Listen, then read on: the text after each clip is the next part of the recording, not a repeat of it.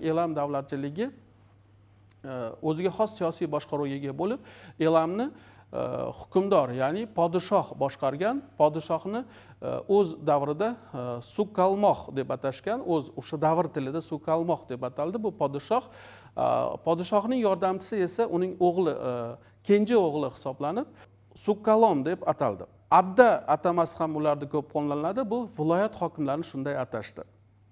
Bu o'sha qadimgi elamdagi davlatchilikning siyosiy shaklidir.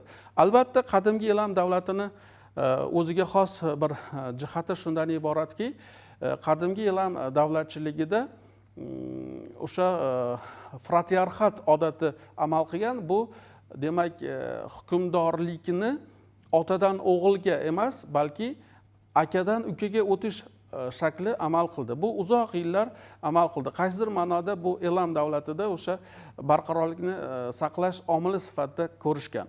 Albatta, keyinchalik elam davlatchiligida bu narsa unutilib, u yerda ham otadan o'g'ilga o'tish formasiga o'tib ketiladi.